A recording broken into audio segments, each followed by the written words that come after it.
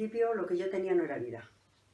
Esto era un sin vivir, un estar siempre pendiente, siempre expectante, no viviendo ni de noche ni de día, ni durmiendo, con la salvedad que yo tenía que ir a trabajar al día siguiente y siempre estaba allí pendiente de. He tenido una lucha muy grande dando una imagen en el trabajo como si no me pasara nada, porque tenía que ser así, y por dentro muriéndome. Yo he estado varias veces en algún hospital con ataques de ansiedad. Esto era ingobernable, esto era insufrible y esto era un desloque pero total. Pues muy parecido a la Esperanza, pues una vida ingobernable, una vida de no dormir y de tapar, y en el trabajo pues igual, aparentar lo que no era y cuando no, pues callar y hacer todo, y cuando llamaba por teléfono, pues evadiendo todo, porque era todo un infierno. Entonces, esto gracias al día de la intervención fue esto mejorando, y a partir de entonces pues, ha ido poquito a poco, y hoy pues yo creo que estamos ya en el camino. Yo sí, yo lo veía tan oscuro y estábamos tan metidos en el pozo, que para mí, cuando hemos ido a hablar con personas que están por ahí en asociaciones y me decían que esto podría ser para salir a flote, yo no me lo creía, porque lo veía tan negro y lo veía tan mal, tan implicado él y tan mal nosotros, que esto no pensé yo que pudiera salir a flote nunca. ¿Qué final veías? El final veía, por experiencia que tengo de otras personas, que yo no iba a estar en este mundo, por voluntad propia o por su cauce normal. ¿Y tu hijo? Mi hijo, yo he tenido unas visiones de él, tanto como mías, que le veía pues como le he visto, en plan casi indigente, económicamente arruinados, moralmente arruinados, y entonces yo muchas veces he pensado que para mí sería lo mejor no estar yo en este mundo. ¿Y tú, Julián? ¿Cómo veías que tenías esperanza? O sea, ¿cómo veías la situación? Sí, bueno, yo tenía esperanza, yo soy un hombre de fe y creo en los milagros. Lo único que veía el milagro muy lejano. Y yo decía, bueno, pero cuando se produzca, a lo mejor puede que ya sea demasiado tarde. O Carlos esté en el cementerio o en la cárcel. Y yo, pues a lo mejor, pues no sé, o estemos arruinados, cualquier situación, pero nunca ninguna buena. Entonces, bueno, pues esto se produjo el milagro, y entonces pues ahora pues estamos mucho mejor. A José Luis lo conocimos a través de una persona que nos habló de él. Nos dijeron que hacía un señor, que hacía intervenciones y que ella lo había vivido a través de otros, incluso ella. Y entonces nos pusimos en contacto con ella, nos dio el teléfono y ya quedamos de acuerdo con él para el día que hacía la intervención. De todo lo demás se ocupó él, de llamar a familiares, de ponerse en contacto con nuestro hijo, y ya solamente nos dijo el día y la hora, los reunimos aquí a todos en casa y así fue como se desarrolló.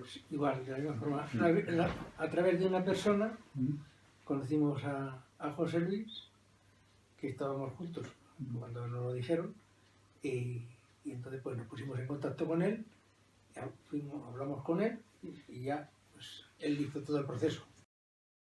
Honestamente, sinceramente. Pensé que había muchas posibilidades, porque ya me habían hablado de él, y entonces pues yo creí. Claro, en ese momento, como uno está dentro del pozo, pues cualquier cosa vale para levantar la cabeza y decir, bueno, pues vamos a ver si esta sale, aunque esta posibilidad era bastante probable. Tenía 90 y tantos % de probabilidades En este momento vi saliera como bien. un poco de luz pero yo con un porcentaje mínimo, como el que dice Julián, yo no pensé que era esto, porque viéndole a él lo mal que estaba, yo no pensé nunca que pudiera salir esto a flote.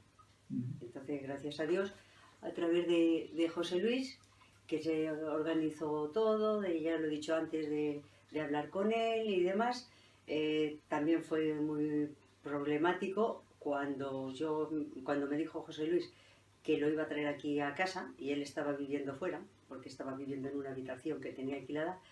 Yo no tenía todas conmigo que él quisiera venir. Entonces, conociéndole, y estuvo al filo en un momento de que no venía, y entonces yo casi lo sabía. Pero bueno, él con sus artimañas, su experiencia, consiguió a través de una amiga íntima de nuestro hijo que ir a por él y tal, y no sé cómo lo hizo porque nosotros estábamos en casa, pero consiguió traerle aquí cuando estábamos toda la familia reunida. Ese proceso, cuando le vi entrar, se me abrió el cielo, ¿no? Porque yo pensé que no iba a venir nunca. Eso sí, durante toda la intervención, toda la familia estaba aquí apoyándole. José Luis sabe muy bien las preguntas que tiene que hacer y las respuestas y cómo las tiene que enfocar, con el fin de profundizar en sus sentimientos y que él lo vaya expresando. A mí no me podía ver, me había amenazado muchísimas veces, y entonces, por prudencia, José Luis me dijo que yo me mantuviera al margen y me callara, es lo más prudente. Pero para una madre que le esté diciendo el hijo tantas mentiras, tantas barbaridades, y no poder hablar, en verdad, durante esa reunión lo pasé muy mal. Pero, por otra parte, pensé, si esto es efectivo para él, yo prefiero pasar por lo que no soy y aguantarme, porque para una madre eso es muy duro, que te estén acusando de cosas injustas y que sean mentiras, pero por un hijo se hace todo lo que se puede y más. Y entonces, si yo sabía que para él era positivo y podía salir a flote, aguanté todo lo que pude. Y claro, entonces José Luis me recomendó que si él me decía alguna contrariedad o no estaba de acuerdo y me insultaba, que no entrara yo en rebatirle, porque sería rebatir una cosa y entrar en una dinámica de discusión que no iba a llegar a ningún sitio, tal y como estaba él de afectado. Entonces, como él no era una persona, no se podía discutir ni hablar. Entonces, al no poder discutir ni hablar, seguí las instrucciones de José Luis y me mantuve un poquito al margen, eso sí, retorciéndome por dentro, sufriendo y llorando, no al exterior sino al interior, lo que no estaba. De esperanza. Iba a decir por qué. Porque unos días antes le dije que íbamos a tener una reunión familiar con él, porque estábamos preocupados, porque no sabíamos qué teníamos que hacer. Y entonces le dije que me gustaría que viniera, pues si él podía colaborar. Entonces dijo que sí, que iba a venir. Bueno, y el día anterior le recordé que al día siguiente teníamos la reunión a las 11 de la mañana, le dije las personas que íbamos a estar, y cuando verdaderamente me confirmó que sí iba a venir, era por la noche, porque a la 1 o las 2 de la mañana llamó al timbre y subió preocupado, preguntándome en qué consistía esa reunión y qué era. Entonces yo le expliqué un poco los que íbamos a estar, de lo que se trataba, y a ver en qué le podíamos ayudar. Y entonces, si él venía y colaboraba, pues mucho mejor. Porque él estaba preocupado, porque él se imaginaba que cuando tuviéramos la intervención, que él no sabía ni que era intervención, ni que iba a venir José Luis, y entonces pensaba que le íbamos a buscar una encerrona para que iba a estar aquí la policía o algo así. Entonces él estaba muy preocupado y muy nervioso. Entonces yo le dije que no, que de policía, que nada, ni había nada de eso, que era simplemente... Bueno, entonces yo le dije, mira, si quieres salir de la duda, vienes y te convences de las personas que estamos. No, las personas que estamos no creo que ninguna vaya a llamar a la policía y vaya a hacer nada de eso. Es simplemente para ayudarte. Claro, al entrar y ver a José Luis, él se quedó un poco estupefacto al ver jolín, una persona extraña, porque sí, los demás todos éramos conocidos, pero a ver a José Luis, ahí va, esta persona que pinta aquí. Y no sabía si era un policía o quién era. Además yo le había dicho que no, aquí no había nadie. Entonces, bueno, pues José Luis cuando ya se presentó y se identificó, bueno, pues ya estuvo. Yo lo vivo de una forma pues bastante esperanzadora, porque yo tenía casi la seguridad de que esto iba a funcionar. Lo único que el proceso era difícil. Y así fue, que transcurrió de forma un poco complicada porque Carlos estaba un poco duro de pelar, ¿no? Estaba fácil de... Y entonces, pues claro, y Carlos, como buen adicto, pues es manipulador. Y él le trataba de manipular y nada, y no, pero vamos, José Luis, que es un experto en el tema, pues le dio la vuelta y bueno, pues al final conseguimos lo que queríamos, que era llevarlo a un centro. Aunque yo también otra vivencia que tuve bastante difícil y estuve nervioso cuando nos fuimos a la habitación a recoger la ropa y nos fuimos a comer y yo decía que la ropa se recoja enseguida, comamos enseguida y que lleguen las 5 de la tarde para que se vaya con José Luis. Y yo decía, porque le da media vuelta a la cabeza y dice que me quedo. Y yo estaba comiendo, el caso que comimos en un buffet y él me atendió, bueno, era mi camarero personal. ¿Quieres esto? ¿Quieres lo otro? Mira, prueba esto, prueba lo otro.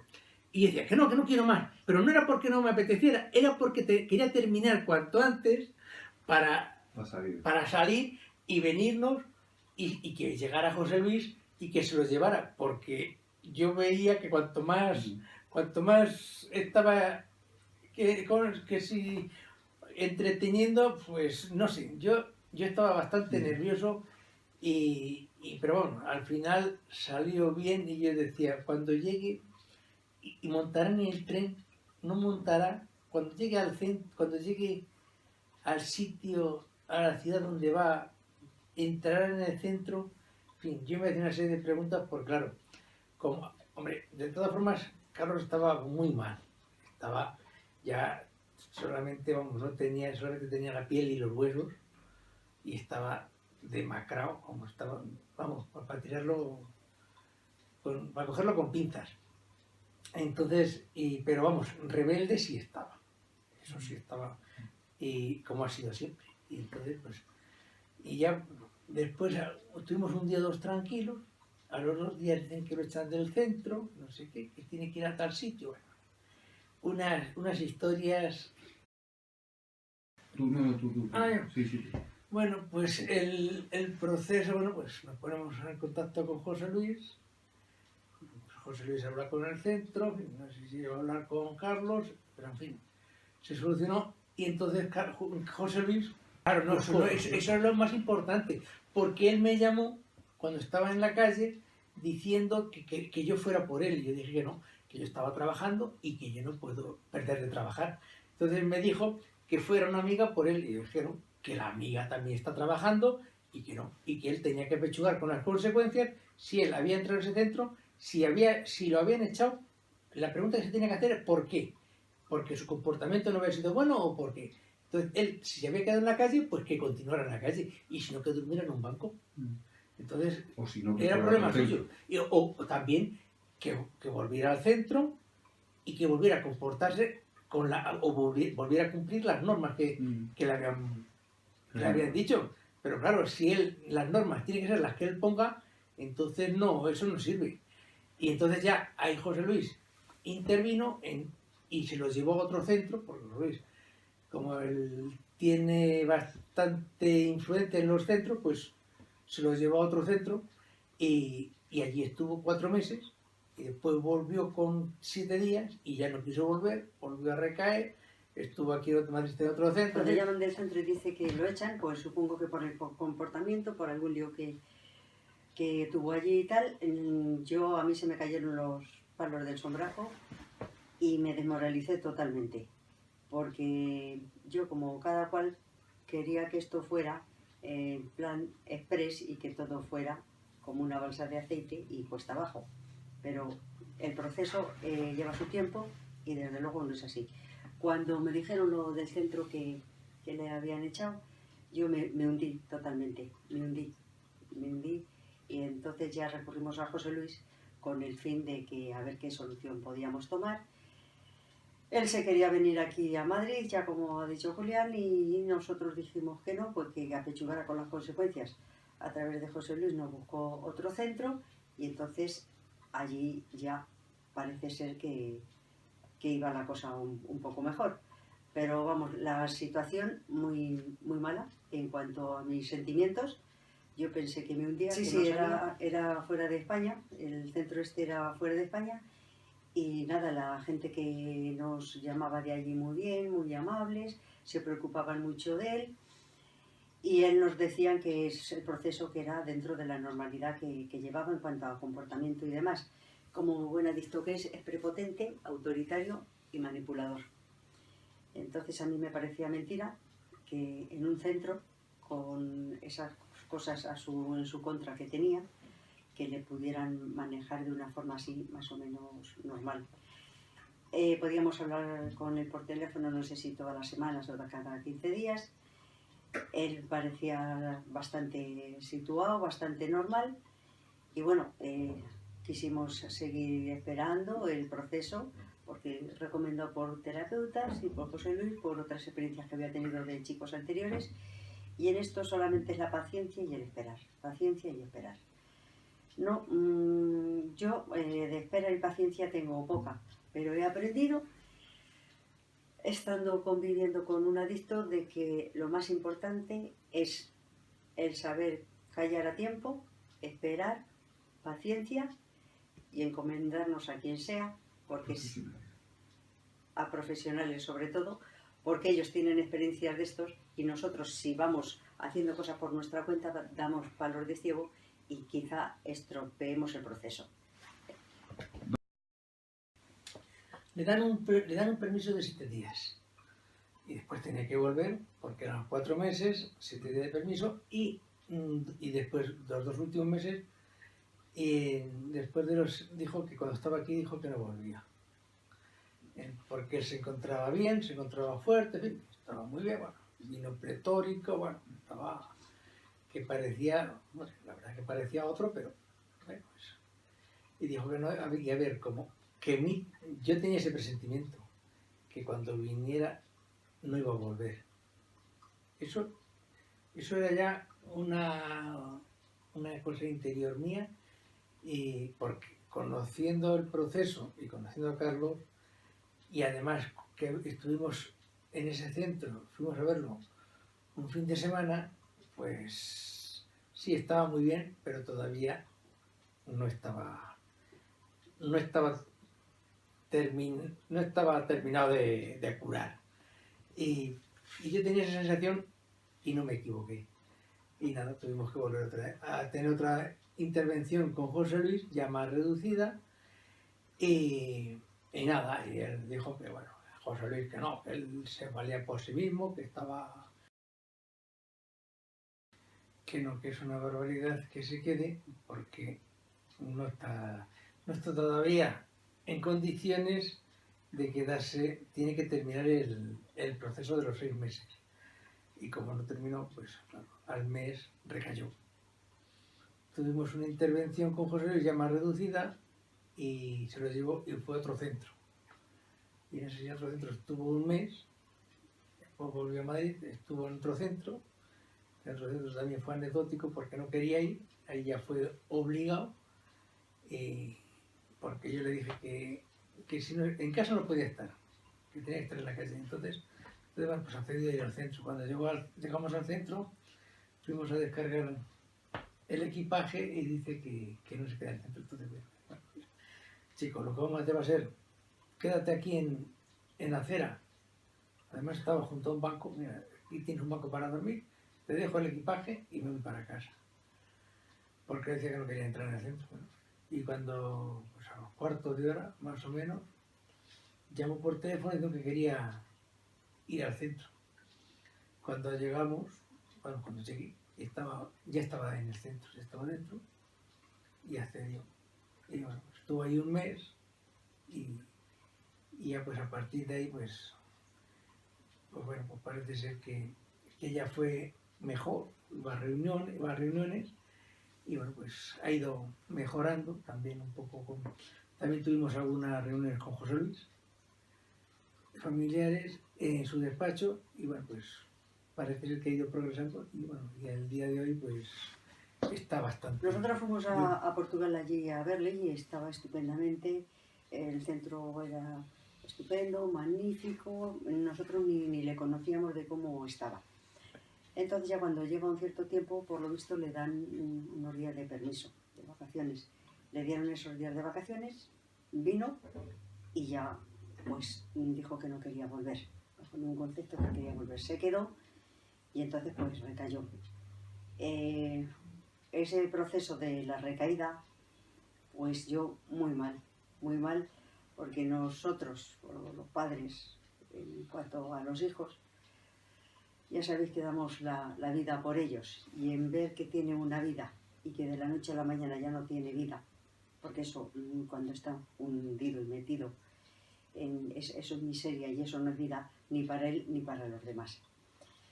Entonces yo lo llevé muy mal. Tuvimos que tener otra intervención con José Luis.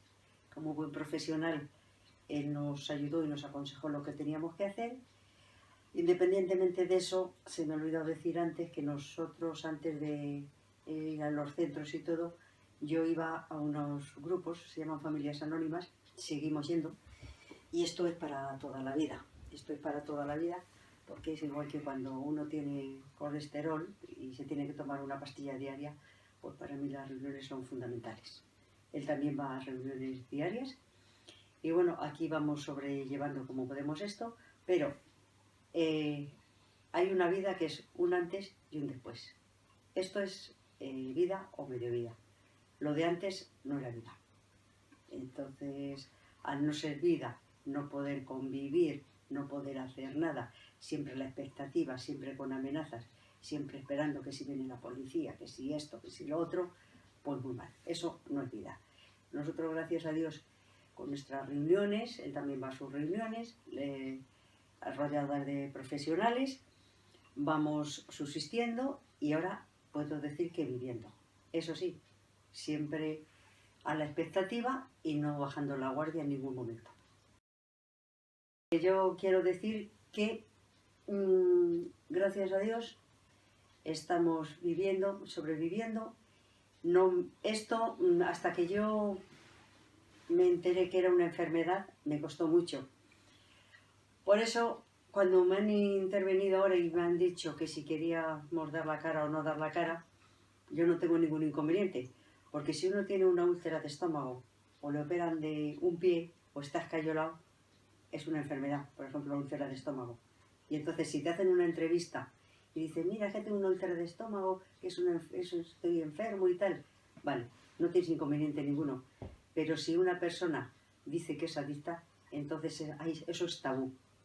Entonces, para mí no es tabú, es una enfermedad. Es una enfermedad como otra cualquiera. Se tiene que tratar y lleva su proceso. Y como tal enfermedad, tenemos que asumirlo. A mí no me importa que me vean aquí, en España o internacionalmente. Yo no voy a ir con un cartel diciendo mi hijo es adicto. Pero si la gente lo sabe, no me importa en absoluto. Porque yo tengo asumido que es una enfermedad.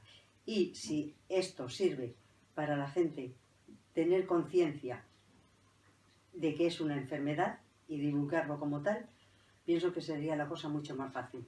Entonces no estarían apartados como si tuvieran la peste, sino como enfermos que son y que necesitan su proceso de recuperación. Que esto es una enfermedad y que bueno, pues que esto se debería tratar pues en la seguridad social o en cualquier sitio, es decir, bueno, pues es una enfermedad más y hay que tratarla, pero y tampoco hay que esconderse, porque esto es algo que viene y nadie estamos libres. Entonces, esto no tiene nada que ver con, esto no es nada oculto y esto es una cosa que está a la vista de todo el mundo y está propagado por todo el mundo.